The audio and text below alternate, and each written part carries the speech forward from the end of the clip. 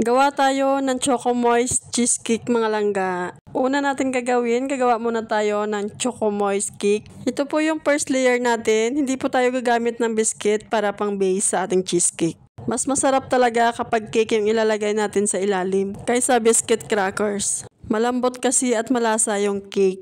Hindi kagaya pag biscuit yung ilalagay mo sa ilalim, medyo matigas. Sa paggawa ng chocolate cake, maglalagay lang tayo ng isang pirasong itlog, 1/4 na asukal at 1/4 na oil. Haluin lang natin ng maigi hanggang sa matunaw yung asukal bago natin ilagay yung 1/4 cup na gatas.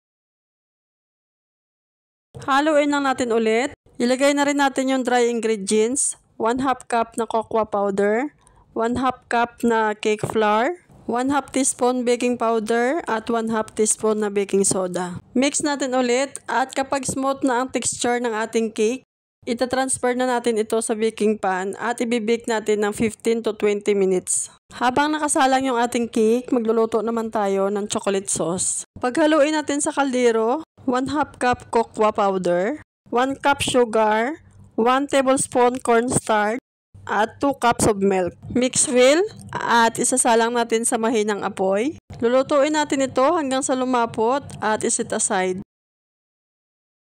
Tatakpan natin ng cling wrap para hindi siya mag-dry. Saka tayo gagawa ng cheesecake batter. Sa mixing bowl naman ay paghaluin natin itong 180 grams na cream cheese, 1 cup sugar at 1 pack na gista cream.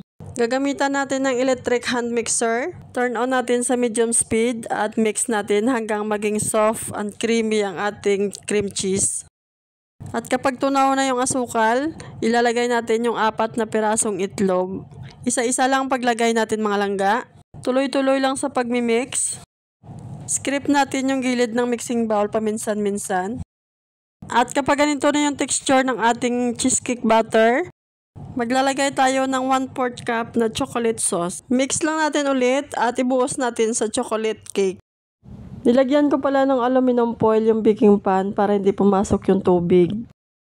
Lagay lang natin sa water bath at ibabalik natin sa oven. Ibibake ulit ng 1 oras. Makalipas ng 1 oras, inahon ko lang ito sa oven at ibubuhos natin dito yung chocolate sauce.